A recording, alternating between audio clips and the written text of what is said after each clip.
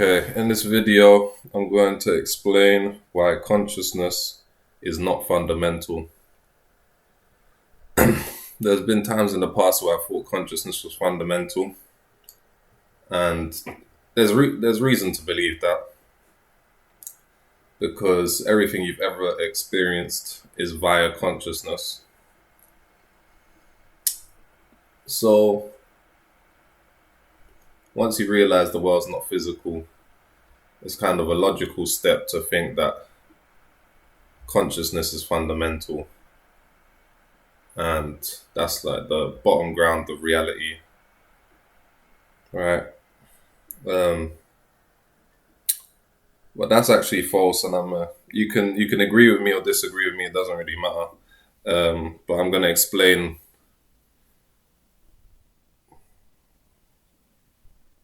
this perception, and once you've watched the whole video, then you can make up your decision. So, at first, to begin, it's important that we define what consciousness is, because many different people have different definitions of what consciousness is. And I'm going to try and essentially explain the core definition. So some people think like consciousness is being generated by the brain within humans. Some people think that consciousness is not being generated by the brain, but it's like a fundamental substratum of reality. I would say it's neither of those.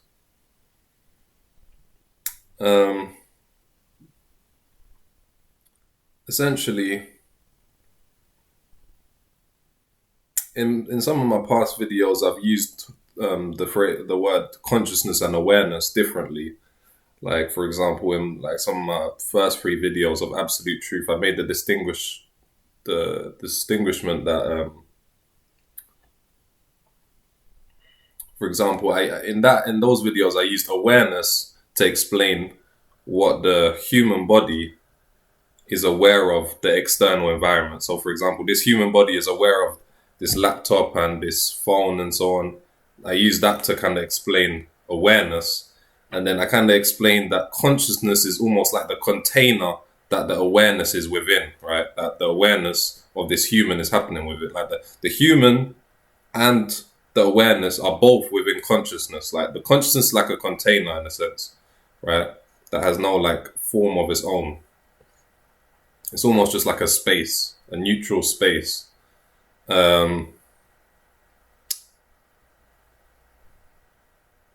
But to explain consciousness, I'm going to have to kind of use the word awareness to explain it because it's very closely linked. And in a sense, it's almost synonymous.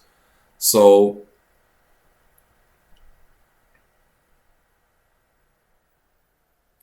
essentially, when people are saying that consciousness is fundamental, right? Essentially, what they're saying is that if there was no world, like if you was dead, or if there was no world, there was no universe, consciousness would still exist, and you would still be conscious. But I'm saying that that's wrong. Essentially, I'm gonna I could kind of explain this through a few questions, right? Is it possible to be conscious of something that isn't there? So like actually ask yourself, like take a moment, pause and like ask yourself, like, is it possible to be conscious of something that isn't there? And I'm not saying that it's there physically, like it doesn't have to be physical, like made out of atoms. Like for example, an imagination of a flying dragon, right? That's not made out of atoms. Like, it's not made out of matter, but it's still there. For you to be able to like imagine it and be aware of it, it's there as an imagination, right? As a thought. So it doesn't matter if it's a mental object or a physical object, right? Is it possible for you to be conscious of something that isn't there at all, whether physically or mentally?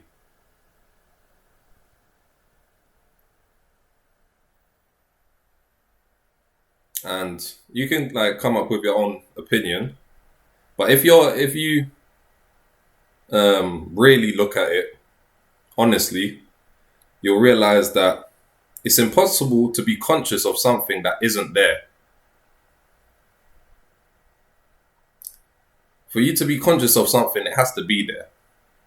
It doesn't matter. Like, I'm not, as I said, it's not nothing about if it's physical or what it's made out of. Like, for example, as I've explained many times in my past videos, this hand appears to be a physical object. It's actually not physical. It's just an empty appearance, right? It's just an empty appearance. It's an illusion in a sense, which is just an appearance without substance. So it appears to be a hand. It appears to be made out of matter, but it's not made out of matter. It's made out of the appearance itself. It's just an empty appearance. It's not made out of anything other than the appearance itself. So that's at the absolute level, right? But it's there. So even though it's not what it appears to be, it's not a physical object, but it's still an appearance. It's still an appearance appearing, right? So it's still there. And if you like, that's on the absolute level, but even on the relative level, you can still say that this hand, like, is true. When I'm saying it's there, I'm essentially saying, is it true or not? Like, for you to be conscious of something, it has to be true, even if it's not absolutely true. Because I've explained as well that there's only one absolute truth, but there's infinite relative truths. And these are the kind of truths that we speak about. Like, for example, is 1 + 1 = 2, or if I hold my breath, I'll die. All of these things, these are all relative conditional truths. And there's many of those. There's like many of those, but they're all conditional. They're all, you know what I'm saying, these kinds of things, right? Like, for example, you could, like, it may seem like an absolute fact that if you're not breathing, you'll die. But then there'll be certain conditions where if you go in like cryo, I'm sure that they have some technology where if you get frozen, you won't be breathing, but you won't die. They'll be able to bring you back to life. See, so all of those relative truths are true. Like, they are true, but they're only conditional and they're only relative. Like depending on relative to what point you are and what the conditions are, right? But they're still true relatively, right? So it's not absolutely true that this hand exists, but it's relatively true. So it's true, therefore you can be conscious of it. But if something isn't true at all, even relatively, then is it possible for you to be conscious of it? No. See, so essentially what I'm saying consciousness really is just it's a capacity of being aware of truth. And it's a scale, so you can be lower or higher. Like, you can be aware more, like, of more truth than someone else, and you could be less aware of truth than someone else. It doesn't matter what the truth is. It's just about how much you're aware of it, so to speak. That's why I said I had to use awareness like synonymously, because it's kind of hard to explain a word, like what a word is using the same word. Like, it's hard to explain. Like, consciousness is just how conscious you are of something. You see, like, that's how it really is in the absolute level. But this is why in Google definitions and so on, like, you'll see, like, if you type in, what does this word mean? You'll see other words that are synonyms and all of these kinds of things, because it's like you have to kind of create context to understand what that is. So awareness is kind of the closest for this, because it's clear you can't be aware of something that's not there, right? Like, it has to be there for you to be aware of it. So that's why I'm using that word right now to kind of explain consciousness. So when people are saying that consciousness is like fundamental, you're speaking as if consciousness would still be conscious, right? Like, you would still be conscious if there was nothing to be conscious of. But that's not true. Like, in deep sleep, right, when you're not dreaming, in a sense, there's nothing to be conscious of. There's no phenomena occurring for you to be conscious of. So we call that unconsciousness, because it's like there's no consciousness. You're not conscious of anything. You're not even conscious that you went to sleep or that you're even alive. Right? So that already shows that consciousness is relative and conditional, because for there to be consciousness, there has to be something to be conscious of. Consciousness is like dependent, is hinged upon truth. If there wasn't anything true, then there wouldn't be anything that consciousness could be aware of. Right? This is why I say that truth is absolute. Truth is fundamental. The absolute truth is fundamental, not consciousness. Yes, everything you experience within the relative plane, like this hand, or these words I'm saying, this video, or anything in your whole life, everything in your whole life like appears within the relative plane, within the conditional plane. Everything in your life is conditional. You're alive because you're breathing and so on, or you're alive because you're consuming food. And then if you don't consume food for a certain amount of time, then you'll die, and so on and so forth. So it's all conditional, right? And those conditions can be manipulated and so on. But so everything that's conditional is in the relative plane, right? And all of that you've experienced, which is your whole life, that all occurred within consciousness. That is true. Because like every experience is essentially experience from a dualistic standpoint of like subject and object. That duality split, like there has to be a subject to perceive the object within this relative plane. So the object in a sense is truth, and the subject is consciousness, being aware of truth. Right? So again, if there's no truth, then there's no subject like to be conscious of truth. So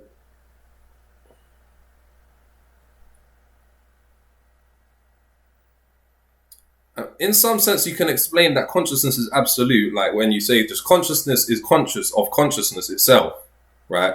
And in the absolute sense, that's true. That's just like the point, the 0 point, where consciousness is just conscious of itself. That's, in a sense, equivalent to the absolute truth. But then, yes, consciousness will be conscious of itself, but it will be so merged to itself, there will be no gap, right? Like, or separation between subject and object. So it will be so merged, and because there will be nothing other than consciousness, like consciousness at the absolute state is basically exactly synonymous with unconsciousness, because it's conscious, but there's nothing to be conscious of. So it's like you're in deep sleep. It's literally just the same as unconsciousness. Right? And people wouldn't even really usually define that as consciousness, because like then there's no distinction between like awareness and unawareness. See, we would only say you're conscious if you're aware. Like if someone's like lying on the floor, they've been punched on the head and they're lying on the floor unconscious, like they're not aware of their surroundings, so we say they're unconscious. So at that point, would you even really call it consciousness? Now, absolute consciousness kind of negates itself. It negates itself because there's nothing to be conscious of. So what we kind of refer to as consciousness, to where you're actually aware of something, like you're aware of the world or you're aware of your existence, that, right, that's like conditional. It's not fundamental, because you have to even be alive to be conscious. Like your body, in a sense, is your vehicle. Your brain isn't like generating consciousness, but it's like a vehicle. It's like an antenna to like kind of be, to like receive the input and the signal from the external world, right? Like literally consciousness is like, yes, it's a capacity to kind of receive and detect the input. So like, for example, someone that's dead, right? Like a corpse, they just died. Their brain is no longer functioning, right? So their antenna is broken, it's shut off. So there's still things happening around it in the physical world, so to speak, but it's no longer able to receive the input. It's not like, it's not registering it. You get what I'm saying? So there's no experience. So that already shows that consciousness is not fundamental. It does appear that way, as I said, because everything within this realm is like, within this relative realm is contained within consciousness. Because like consciousness is almost like the screen that the world appears on, right? But then, as I said, the world is also just relative. It's not really absolute. So at the absolute level, there's not even consciousness. At the most fundamental level, there's not even consciousness. There's consciousness, conscious of consciousness, but as I said, it's synonymous with unconsciousness because there's nothing to be conscious of. You see? So let me just check on my notes if there was anything. Yeah, so for example, in dreams, right, we can use, like, obviously, I always use dreams and so on, but dreams are kind of like a nice, like, analogy for life and so on. So, like, for example, in dreams, right, all dreams or all experiences, like, even forget about dreams, just your life, it has content and it has context. Every time there's content, there's context, right?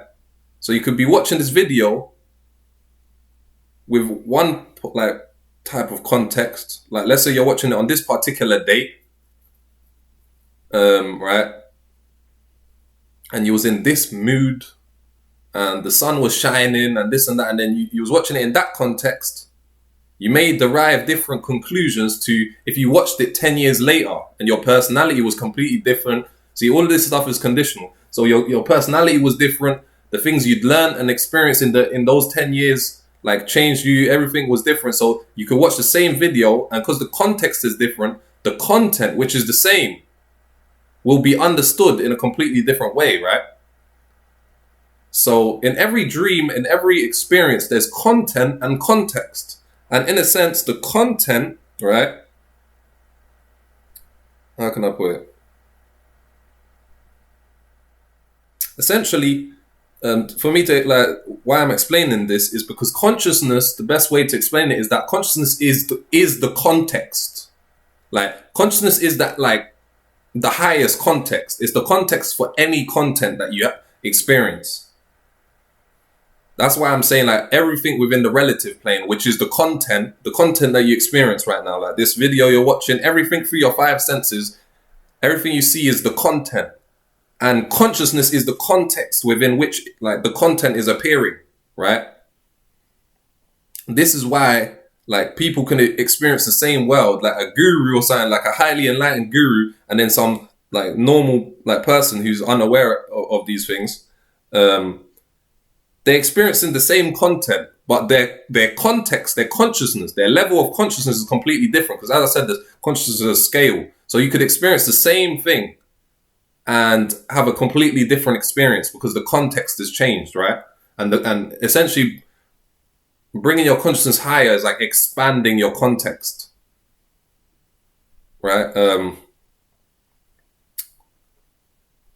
But realize that there can be no context if there is no content. See, if there's no content, there's no context, because the context is like is codependently arising as the content is there. Because the context, in a sense, is explaining how the content got there, or like it's like content is like couched within the context. That's why you can never really understand any content without context. And this is why at the absolute level, you can't even really make conclusions about anything, because it's almost like you could either say only context or only content. There's no more duality. It's like only content. So that's why I say black is black, red is red, truth is true. But your brain can't understand it because there's no context to, like, grasp it. There's no context to understand it, if you get what I'm saying. And context is like you're creating a network, like a web. Like, let's say we're trying to understand point A, and then you're trying to create B, C, D, E, A, and you're trying to, like, create a web around A to understand what A is, like, using everything like that isn't A. So you're trying to understand A by using B, C, D, E, F, G. That's literally what your brain is doing. You're creating context and understanding what a thing is by everything that it isn't. This is what I've explained in many of my past videos. But one sec. But let's say, for example, there was only... One sec.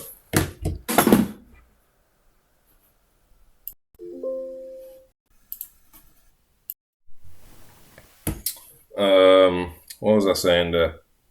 Yeah, so so for example, if there was only A and there was no B, C, D, E, it's impossible to understand what A is. All you can say is that A is A. Full stop. And that's why I say at the absolute level, everything just is itself, and you can't understand anything about it. You can't grasp it because there's nothing else to reference against. You see? So we can understand things, relatively speaking, within the relative plane. Like, you can relatively understand what a phone is. You can never absolutely understand it. Or you can kind of escape the relative plane and understand it, but then all you're gonna understand is that it is itself. Absolutely. You're not gonna be able to say what like that is. You can say, yes, the phone is a phone, or a human is a human, but you're not gonna be able to say what a human is by like referencing it against anything else, because it's absolute. See, so the truth is absolute. And you can't even really be conscious of the absolute. You can just only realize it. But you can be conscious of everything within the relative plane. Because the relative plane appears like in duality. So everything you see, there's an opposite to it, which you can contrast against to create context to understand the content. But that just shows that consciousness is secondary, right? You could almost imagine like the absolute truth is fundamental, primary, then the consciousness is like secondary, and then the content, really the content and the context are on the same level, but like it helps to kind of understand that the truth is absolute, primary, then consciousness is secondary, and then the content and everything else is tertiary. And then all that tertiary stuff in your life is contained within consciousness. And then consciousness is just like the capacity of the absolute truth to kind of look at parts of itself. The moment like consciousness looks at the whole of truth all at once, is like it essentially sees nothing. It sees everything and nothing at the same time. Like, so seeing everything is the same as seeing nothing, right? But the moment like it looks at a particular like point, like if it just only looks at 1% of itself or 50% of itself, it'll create the blind spot, as I've explained in my other videos. The moment you're conscious of something, there's something that you're unconscious of. And what you're conscious of is defined by what you're unconscious of. And like, what you see is defined by what you don't see. So the moment you have perception, you're going to have a blind spot. So like the truth can, in a sense, split itself and create like a section of consciousness and like be aware of a section of itself. And that's in a sense what you did when you incarnated into a human. You're like aware, like you're the whole thing, you're the whole absolute truth, but you've incarnated into like a 0.00001% of yourself as a human to kind of look at like another 0.001%. Like what you're seeing is like, no matter how much you've experienced as a human, and like you look into space and you think like you're seeing everything, there's still infinite more that you're not seeing. But you still can see though. Now you have the capacity to see, but you realize that like everything you see is always like in halves. You're always like only seeing a section. You can never see the whole thing, because the moment you see the whole thing, you see nothing, because the whole thing is nothingness. That's the absolute truth. So, yeah. That's why consciousness, as people kind of regard it, is not fundamental. You can say it's fundamental, but then you have to realize that that fundamental consciousness, which isn't like appearing in duality or relativity, that fundamental consciousness, which is conscious of itself and nothing else, is synonymous and is exactly the same as unconsciousness. And that's why like perception is the same as non-perception at the absolute level, and existence is the same as non-existence. You see? So, yeah. Let me see, is there anything else? Yeah, see, the absolute would be the collapse of the context and content, leaving nothing remaining. And see, the final point is that the absolute truth would still be true whether you're conscious of it or not. You see? Like, when people start thinking that consciousness is fundamental, the problem is then you start thinking that if you're not conscious of something, then it's not true. But that's wrong. It seems that way. When you break out of the physical paradigm, then for a moment it starts to think that the only thing that exists is like what I'm conscious of. but that's still not true. Like, the truth is true whether you're conscious of it or not. It doesn't matter because it's not made out of atoms. That's why the whole thing that I was explaining in my first part 3 video is that, like truth is still true whether you're conscious of it or not. It's not that it's made out of atoms. It's made out of itself. But because it's made out of itself, like the whole thing about the like physical paradigm and why people subscribe to that and buy into like atoms is that almost that like they subscribe into atoms and like matter and like time and space, because it's, in a sense, it's like a ledger to where they're like, it's like, oh, if I go sleep, then like those atoms will still be where they are. And like time and space like will still be I'll still be in the same space, like in the same time, maybe sometimes past, but in a sense, it's like a ledger. It's like kind of keeping things are kind of remaining as what they are. It's like a ledger that's kind of keeping like records in a sense. And that's why they think like when they go sleep and then wake up, like they're still in this like in the same world and things have passed. But you see what I'm saying? So that's in a sense why they kind of subscribe to that.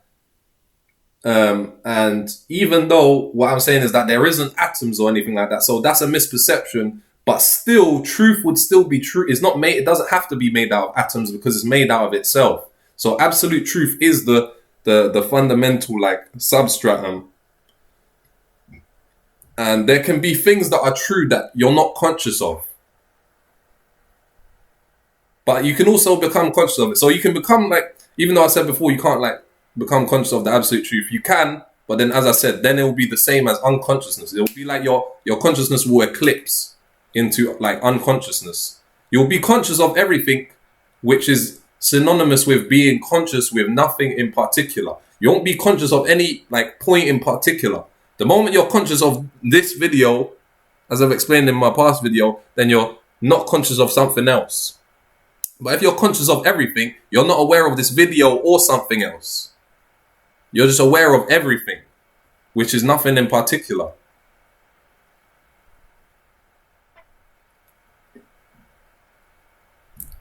But yeah, see, that's like the trick. When you break out of the physical paradigm, then you start to think only what I'm conscious of is true. But that's a lie. The truth is true, no matter whether you're conscious of it or not. See, and that already just shows you that consciousness is not fundamental. Truth is fundamental. And consciousness is, in a sense, just a capacity to grasp what the truth is in an amechanical way. Consciousness is not even mechanical. It's amechanical. So it amechanically can grasp what truth is to lower and higher degrees, right?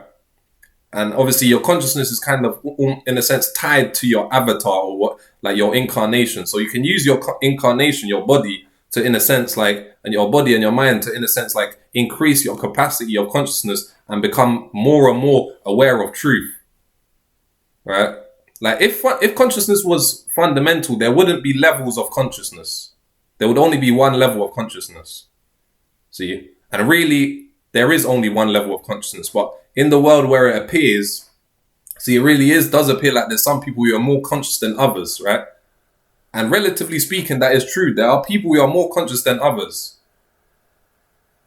Who are more conscious of, like, they're more conscious of the truth of, like, let's say the truth is just a boundless field, and then like the unconscious like bot or whatever, they are conscious of something. Like, let's say they're conscious of this much of the whole field, and then like some like self-realized person is conscious of like this much of the whole field. See, the truth is the field. And whether your consciousness is like closed in and it's just a point and you're conscious of nothing, or you're conscious of this much, the truth will still be true. See, so that's what I'm saying. The truth is fundamental and consciousness is secondary, which is like being able to capture like how much you can see of the truth. And that's not being generated by the brain or like whatever, like some atheist thinks. That's not the case. But even still, what like some like new age spiritual people think, to where they think like consciousness is like the fundamental substratum, and like in a sense that consciousness can't be turned off, it's always on. That's not true. Consciousness can be turned off.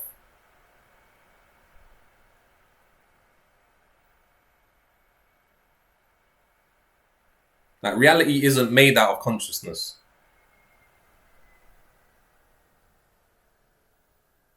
it appears that way because everything you've experienced was ever through, like, was always through consciousness. Like, it's like consciousness is like you're, like, imagine like you're trying to look, like you're in the absolute right now, which is in a sense like outside of reality. It's not really, it's the whole of reality, but like in a strange loopy way, it's hard to kind of explain. But imagine like the world is there, right? And you're like looking through it, through a keyhole, like you're looking through the scope. And this is consciousness, like you're looking through the scope, right? And you're seeing.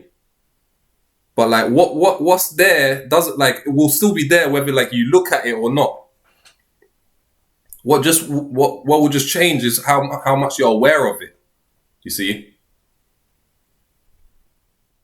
So yeah, I think I've said the same thing like multiple times in different ways. But yeah, let me know what you think of that.